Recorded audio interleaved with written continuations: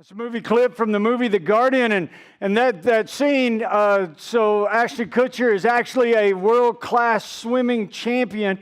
Kevin Costner is his kind of drill sergeant. One of the things that they teach you in lifeguard training and in the Coast Guard training is that when you reach out to a drowning person, the reason they take floats and the reason they take other things is because one of the biggest dangers of being around drowning people is they actually pull you under. You saw the clip when he was under the water. He started to pull him under with him. We're going to talk a little bit about that this morning as we enter week 3 of our series, Relationships. They're not that complicated. To give you a recap, if this is your first Sunday with us in this series, week 1, we talked about communication. We talked about speaking life into each other and how we talk to our kids and our spouses and our friends and our coworkers, how the words that come out of our mouth should speak life and not death. And we also talked about gossip and how, hey, if you're not part of the solution, don't jump into the problem. Last week, we talked about sex and morals, and it was one of those weird, awkward conversations, and I'm so glad y'all returned. Thank you so much. But we talked about how we needed to guard ourselves, even within our own relationships, where in the world of moral relativism, where right is now wrong and wrong is now right, that we have to be super guarded within ourselves, because that is the number one way that the enemy can creep into every relationship that we have and destroy it. Today, I wanted to bridge last week with this week, because last week we talked a little bit about boundaries. And this week I want to talk about boundaries in all of our relationships. I've titled my message,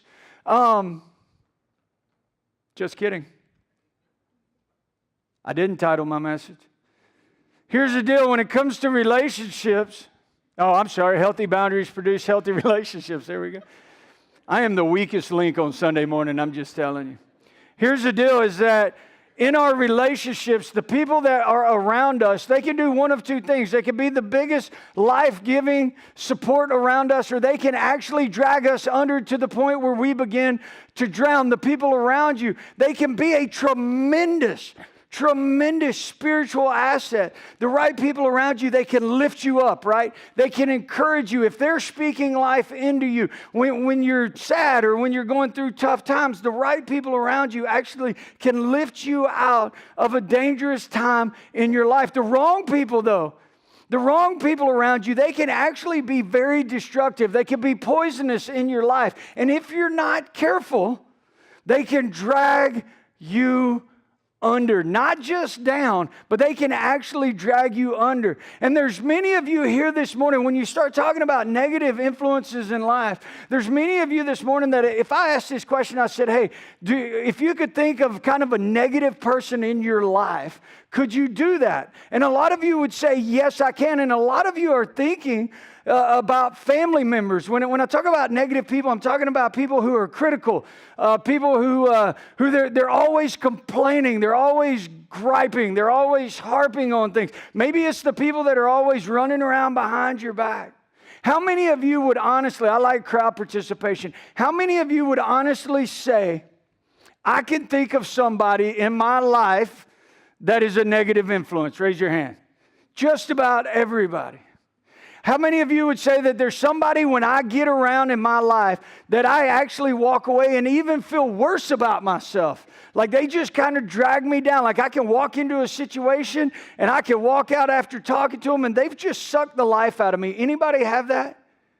How many of you say that there's somebody in my life that goes behind my back and constantly backbites and gossips and drags me down? That throughout my life there has been somebody that has actually destroyed my confidence in myself. Does anybody have those people in your life? You know, they're just kind of this constant thorn in your side. They're this constant blister that it doesn't really stop you, but man, it's just always that nagging little presence. How many of you would say this? There's somebody in my family that's just nuts. Yeah, everybody raise your hand. Okay, keep your hand up. Okay, I want to explain something to you. It is that don't look at your spouse. All right, it's a spiritual principle that there is one nut job in every family. Everybody who has a crazy uncle, crazy aunt, sister, brother, in-law, Y'all just raise your hand. Keep them up. Keep them up. Anybody have that crazy person? All right. Now, I want all of y'all with your hands down to look around right now.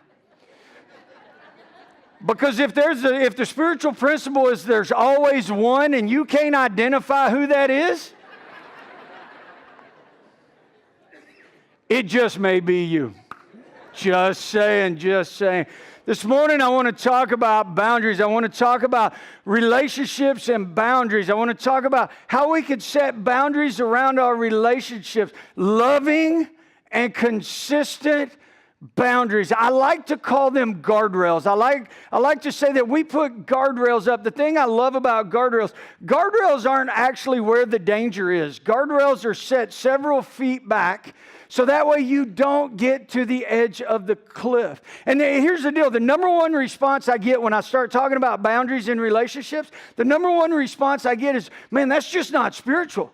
Like, it's not spiritual. You got to love everybody and you got to help everybody and you got to burn yourself out to help other people. And here's where I disagree with you a little bit, and here's why. Because the guy that I follow, his name was Jesus. When you look at the life of Jesus, Jesus created boundaries all of the time. Jesus created boundaries. See, here's the thing a lot of people don't realize. So we always hear about the 12 apostles, right? Well, Jesus in Luke actually sent out 72 other disciples to go in front of him. So what this is telling us is that Jesus actually had a crew of people following him. There's estimated there were thousands of people that actually followed Jesus from town to town. But Jesus created boundaries, and his inner circle was only about 12. Matthew, the book of Matthew, talks about these great crowds. And here's the deal with Jesus. We hear a lot about his healing. He didn't heal every single person that came into his path. And when he did heal people, here's the crazy thing. He actually asked them to have skin in the game. No pun to the lepers. But here's the deal. Is that he would make them like go do something. The guy that he healed the blind eyes, he said, hey, go and wash. But the place that he sent him to wash, like he had to walk quite a bit of ways, even blind. So there was a faith thing. Jesus always gave a step in the process. He set boundaries around. He said, I'm not going to give you every single thing I have and you not like meet me some way. He didn't say, I'm going to stay up 26 hours a day and heal every single person that came in. Jesus actually set boundaries around his ministry. He even set boundaries around the 12 guys that followed him. There was a time that the crowds were pushing in on him, right? He had thousands of people pushing in, and Jesus actually got into a boat to separate himself a little bit from the crowd that was pushing in. And then a little bit later, after he got done preaching, he needed some alone time, and he sent his disciples on a boat without him just so he could have some time to himself. Like, he walked across the lake just to get some space from the disciples. How many know there's times when you just need space from those closest to you? Jesus constantly, when you look at the four Gospels, he put boundaries in place. There were times when he went to the desert by himself, 40 days, 40 nights. There were times that he got alone with God. There were times that he created space between him and the people around him. And I could go on and on and on. But the Bible shows us many times throughout, from Old Testament to New, the people that created boundaries. The enemy, on the other hand, will try to get you to where you have no boundaries, because this is what the enemy knows, is if he can keep you busy and he can keep you frustrated and he can keep you exhausted, he's got you right where he wants you, because often frustration and exhaustion lead to anger. And then everything that you were trying to do to help now looks totally different because you're exhausted, because you haven't set boundaries in place to make yourself healthy. You haven't given any time to God, although you're working for God. See what I'm saying? Jesus showed us the model on how to do that. This morning, I want to take a look at a passage that may be familiar to you, but you may have never heard it preached in the context of relationships. But when it comes to boundaries and relationships in general, I think this verse is actually pretty phenomenal, because there is a war going on earth, and there's a war going on in the heavenlies, and Jesus wants you to be full of life so that you can pour out into others. The enemy wants you to be exhausted. So what do we do with that? The Bible actually gives it to us right here. It says this. It says, be strong in the Lord, in his mighty power. Put on all of God's armor so that you'll be able to stand firm against all strategies of the devil. Again, the devil, the enemy, Satan, wants to keep you frustrated, exhausted, tired, busy. I think one of his greatest tools in America, honestly, outside of apathy, is busyness. We stay so busy that we don't have time for God. That's a different message. For we are not fighting against flesh and blood enemies, but against evil rulers and authorities of the unseen world, against mighty powers in this dark world, and against evil spirits in the heavenly places. This is what I know when it comes to relationships. If the enemy can bust up the relationships, he busts up the family. If the enemy can bust up the relationships in the church, he busts up the church. If the enemy can bust up your relationship with your coworkers, he's going to bust up your career and your livelihood, which is in turn going to create stress and frustration within your marriage. See how it works? There is a strategy going on that you don't see, that the enemy's trying to get into your relationships. And then he goes on to say this, therefore, put on every piece of armor. Put on every piece of God's armor so that you will be able to resist the enemy in the time of evil. Then after the battle, you will still be standing firm. Stand your ground. Put on the belt of truth. Here's the deal. Go with what you know. We've been talking about this the whole series, that the world has a way and God has a way. But here's the truth of it. If we did it the Bible's way, we wouldn't see half of the mess that's going on right now in our society. And if you're sitting in here today and you don't do the God thing, man, let me just tell you straight up, we're glad you're here. I get it, but whether you believe in God or not, this is what I know. If we did it the way that the Bible said to do it, you wouldn't have any. You wouldn't have any of the mess going on right now if we just did it His way. So the belt of truth, right? And then it goes on to say, and the body armor of God's righteousness. An audience of one, God's righteousness. Everything we do in our relationship filtered through what God wants, how God views, not what your buddies view it, not what your buddies say, not what your coworkers say, but the righteousness of God, to know that He has our best interest at heart. And then it goes on for shoes, put on the peace that comes from the good news, that you'll be fully prepared. Can I stop right there for a second? Let me ask you a question. I don't want you to raise your hand, but let me ask you a question. How many of y'all actually cracked that Bible open this week?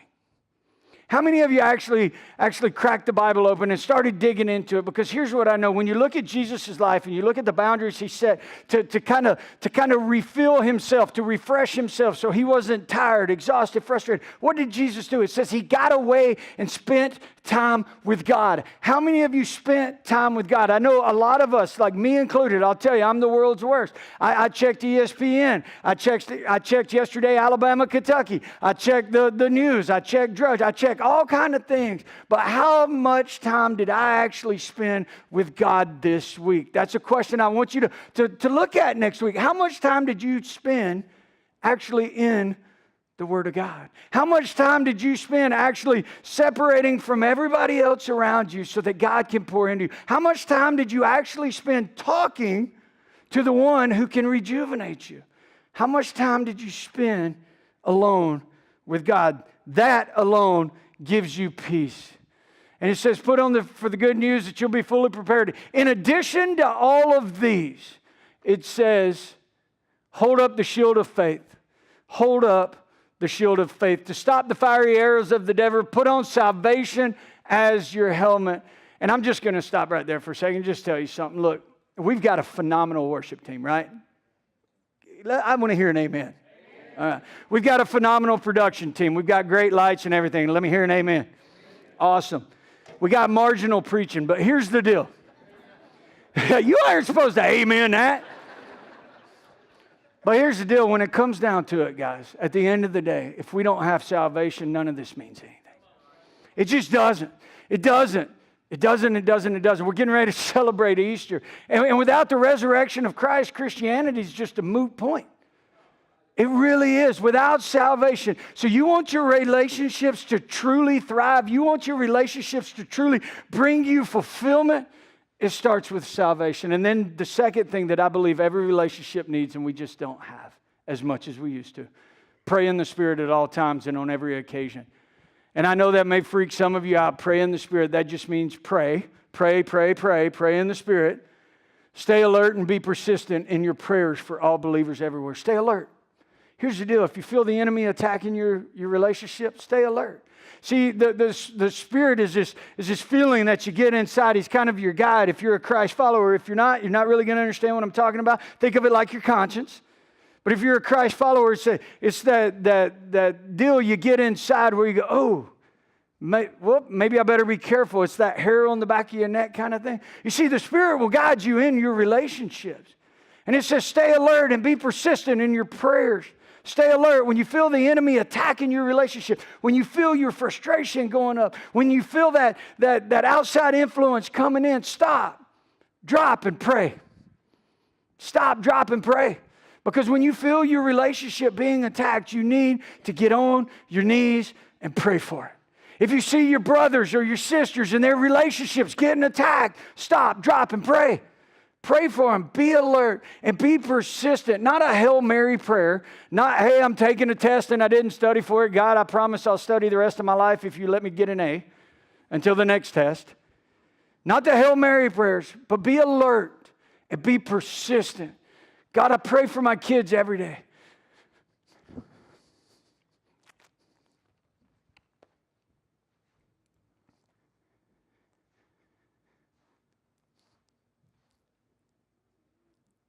When you drop your kids off at school,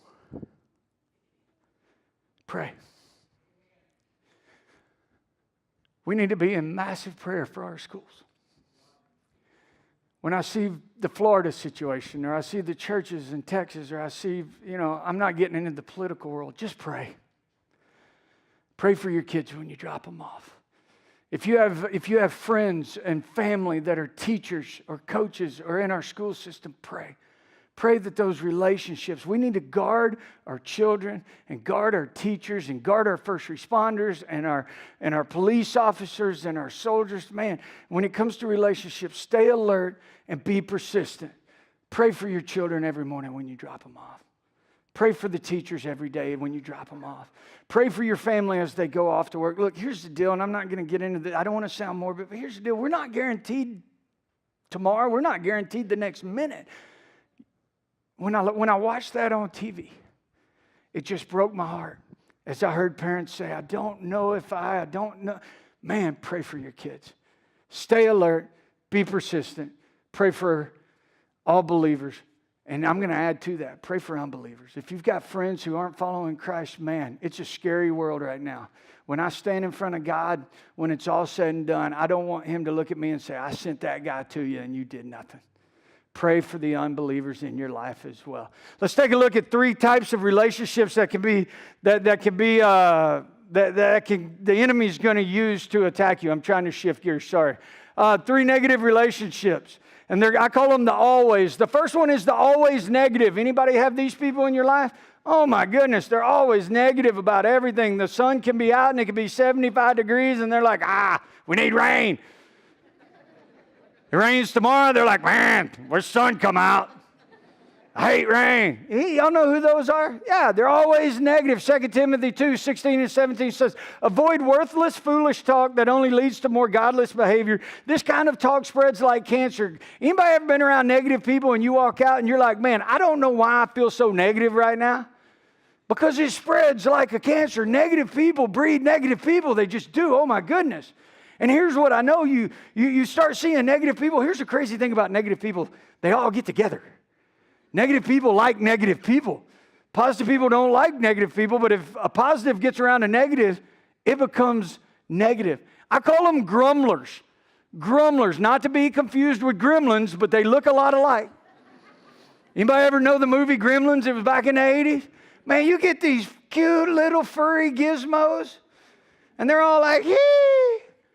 And you don't see it coming, and then they eat you. I don't know if they eat you or not, but I'm 42 years old. I still look under my bed. Hate gremlins. But that's what they are. Grumblers are gremlins. They may come on the front end as super nice and super, we just want what's best. But at the end of the day, man, they're just negative. And here's what I know about negative people when they're in your relationship. Negative people will actually drag down your marriages. If you got friends at work and they're always negative about their marriage, or they're negative about your situation, or you're negative about your marriage to somebody else, negative people get around negative people. You get a few negative people together, your relationship's in danger. It is truly, truly in danger. We see this all the way back in the Old Testament. Like the Israelites, they got freed from being slaves from the Egyptians way back in the day. They had been in slavery for a long time. And then it says the Israel, they were in the desert. They had been freed. They had seen miracles from God. They saw miracles everywhere, like the whole Red Sea thing. Like if you walked up to the Mississippi River and it just parted and you were able to walk across. They had seen God's hand over and over and over. But we find them in the desert and it says the Israelites said to them, if only we had died. If only we had died. I'd rather be dead than in this desert. I mean, this wasn't like very long since they had been in captivity. Can you imagine being a slave? Can you imagine being beat? Can you imagine not having your own voice or your own opinion, or your kids being dragged out of your house and you had nothing you could do about it? But yet we're in the desert and they're already grumbling. I wish God had just killed me. There we sat around pots of meat and we ate all the food we wanted. But you brought us out into this desert to starve the entire assembly to death. God, you don't love us. We're going to starve. I'd rather be in slavery. Grumblers, gremlins. If only we had meat to eat. We remember the fish we ate in Egypt at no cost. Also the cucumbers, melons, leeks, onions, and garlic. Man, their breasts stank. But now we've lost our appetite. We never see anything but this manna. Think about that for a second. So these guys get taken out of captivity. They're free. They've been in captivity forever. God's doing supernatural things. You see this in church all the time. God's moving in big ways, but then we're complaining. Like the preacher wears jeans and holes in them. I love you guys. Well, you know, back in the day, we used to do it this way, and I don't know. Man, I wish we were just, grumblers and gremlins. And these guys are like, God's feeding them as much as they can eat. And they're still grumbling. They're still negative. Negative people create negative attitudes. Here's the deal.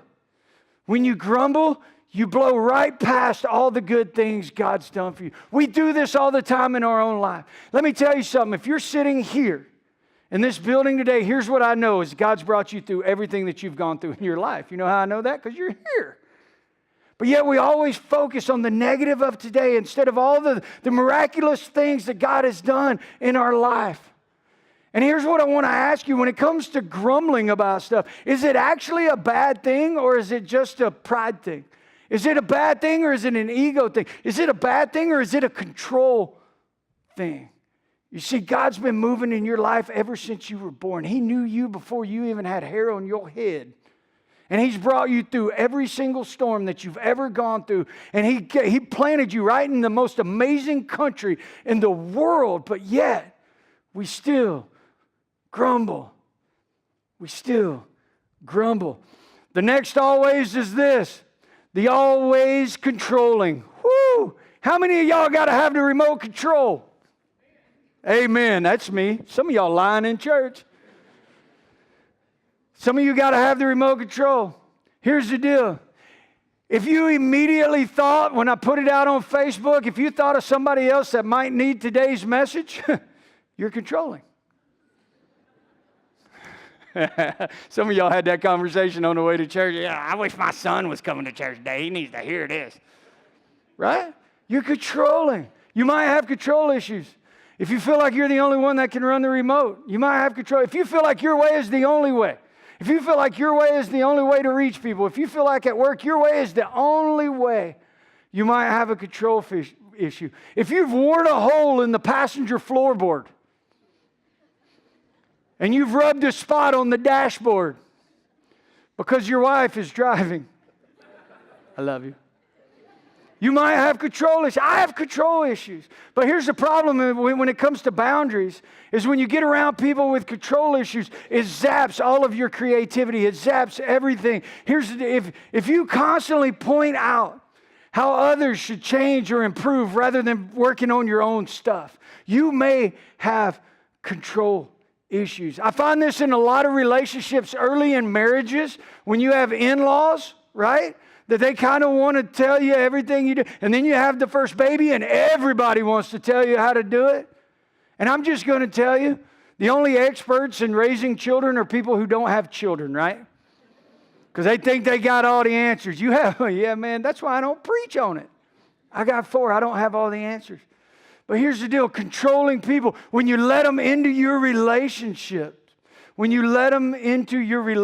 controlling people can actually cause friction within your own relationships. And see, here's the crazy thing. Growing up, this is one of those things that growing up as a parent, I have to walk this fine line of being controlling of my kids, because this is what I know.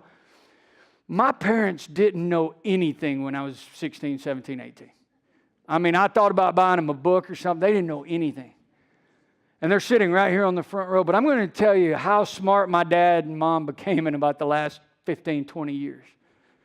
See, what I used to think was controlling wasn't actually controlling. It was boundaries. They had set boundaries around me to protect me. They had set boundaries around us to protect us. You know, growing up, oftentimes your parents are kind of, they always freak out about who you hang out with. And this is the third always, the always tempting. Your parents freak out about who you hang out with. I had a buddy, I wanted to go over to his house all the time. I'm like, why can't I go over to his house? They're like, his parents are never home. I'm like, exactly. That's why I want to go around his house. And for some of us, we've even moved school systems because we don't want those influences, those tempting influences in our kids' relationships. We don't want those tempters around our children. But we do this for our kids. But oftentimes as adults, we don't do this for ourselves. We'll get around people. You know, it's like, I get this question all the time. It's like, well, are we allowed to drink? I'm not going to answer that today. But here's what I know. What they're really wanting to know isn't like, are we allowed? It's how close to the edge can I get without falling over? Well, can I, go have lunch with a coworker who's not my spouse? I mean, we're not really doing anything, right? And you have people in your life that'll be like, yeah, absolutely. Absolutely. Like you're hearing people right now eviscerate anybody who puts boundaries around their marriages. But the truth is the people who will help destroy your relationships are the ones that will constantly tempt you. As adults, we need to use the same caution that we put in place for our own children. Friends who encourage you to land outside of biblical principles. Hey, you know what? Kick the tires, just move in together, right?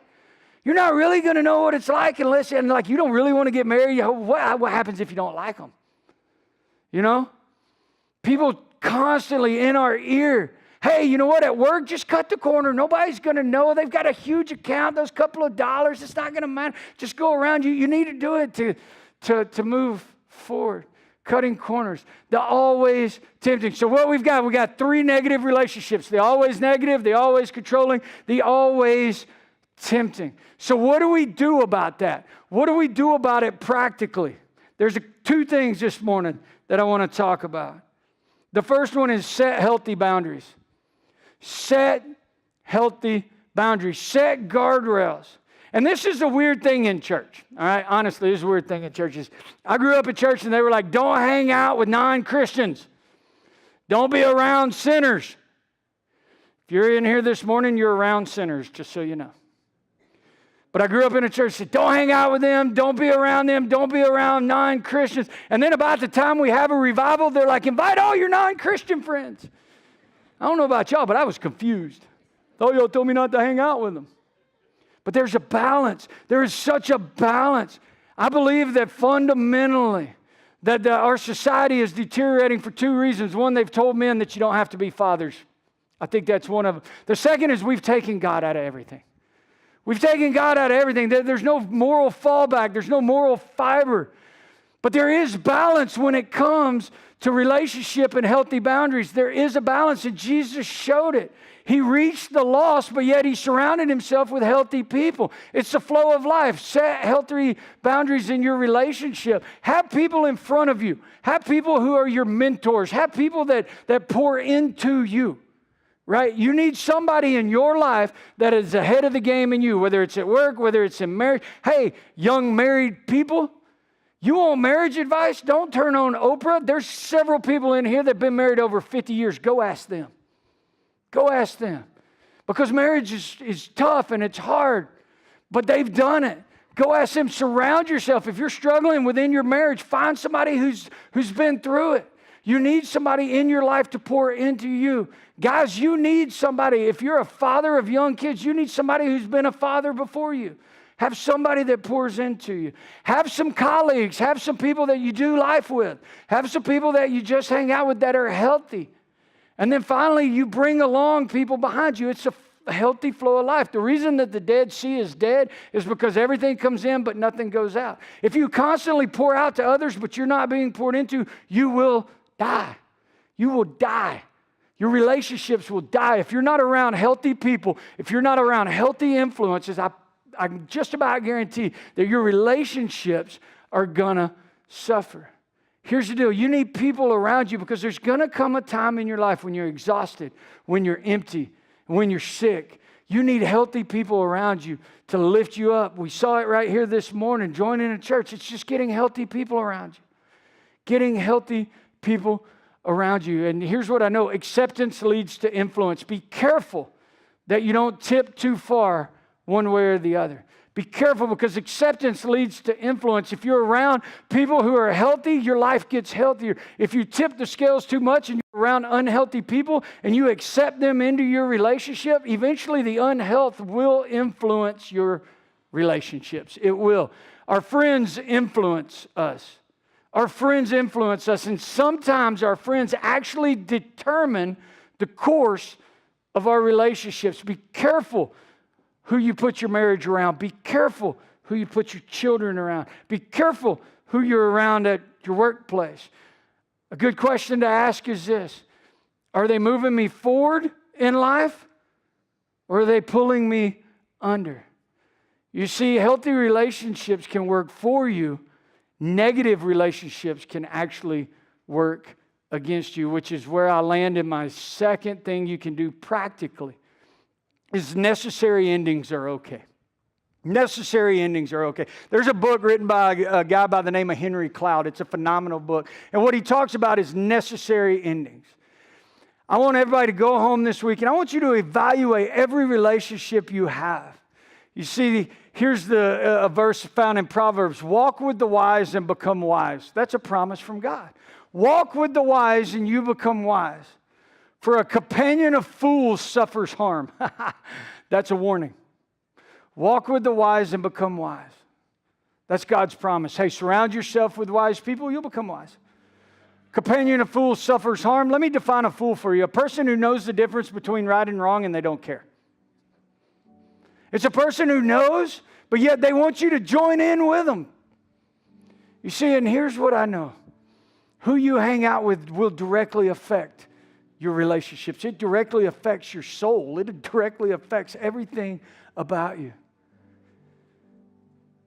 Necessary endings are okay. If you've got a negative person in your life that's constantly bringing you down, one of the things Henry Cloud actually says is this. He said he evaluates at the end of every year. He said, I cut out the bottom 10% of my life. He goes, if it's a relationship, if it's a hobby, he goes, I just cut it out. Here's what I want to encourage you. Evaluate your relationships. Do you have somebody in front of you bringing you along, pouring into you? Do you have somebody that you can do life with that's healthy? And then, are you pulling people along with you? See, Jesus did it. He surrounded himself with healthy, but yet he continued to reach the lost. There is a both and here. Have somebody in front. Have somebody to do life with. And then, when you're healthy, you can actually bring those along with you. But if you're not healthy, the number one key to relationships is to be healthy. Because when you're not healthy, when you're sick, exhausted, tired, you drown. And when somebody else is drowning and you try to help them, they bring you under. But I want to finish with this. The number one key to healthy relationships, we said it earlier, is salvation. It's a big churchy word. But here's the deal. The number one key to a healthy relationship is put Jesus at the center of it. Period. Start with his word. You want to know the answer, it's there. I promise you. If you can't find it, call me. I got about 10 dudes who, if I don't know the answer, they'll research it. I'll send you to them. But here's the deal. The number one key to a healthy relationship is put Jesus Christ at the center of it. And let me encourage you with something this morning. If you don't have Him at the center of your life, you can't have Him at the center of your relationships. I want to offer that to you this morning. We're getting ready to move into baptism, which, by the way, if you're getting baptized this morning, go ahead and make your way. So here's the deal. Salvation. Jesus at the center. If you want a healthy relationship, put Jesus at the center. If you want to make a decision about your relationship, filter it through Jesus.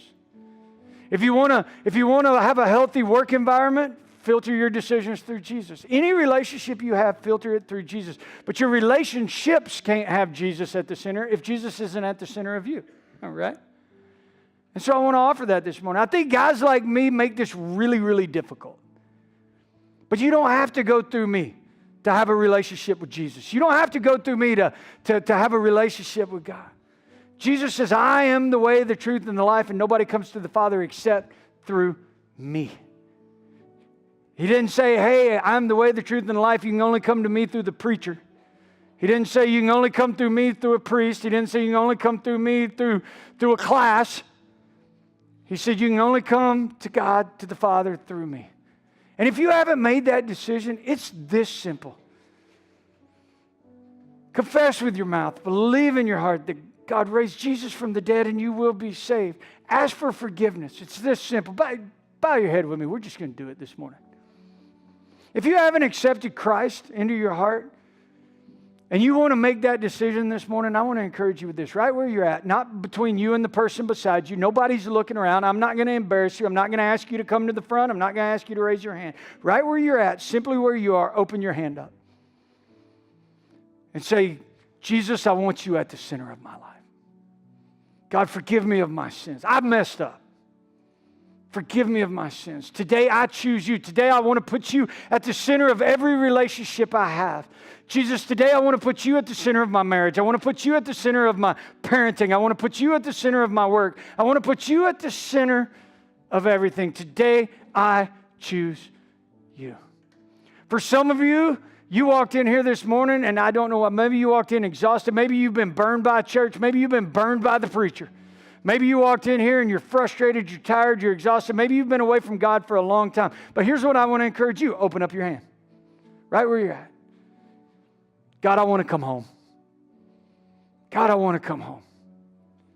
I'm tired. I'm frustrated. I'm exhausted. But God, I want to put you at the center of me. Beginning today, I want to come home. And if you prayed that prayer this morning, welcome to the kingdom. God, I pray this morning that you speak individually to each and every person in here this morning. If there's somebody in here not following you, God, you tug at their heart. Let your spirit just burrow your spirit into their heart, God, that they'll feel you, that they'll feel your presence. God, if there's somebody in here this morning who's been in relationships that don't have you at the center, God, I pray that you'll reach your arms around them and that you'll give them peace and that you'll let them know, hey, I'm here. I'm here. You never move, God. We move from you. But God, I pray this morning as we enter into our relationships that, God, you point out the negative relationships that aren't healthy and that, God, you allow us to see you in every relationship that we have. In Jesus' name, amen.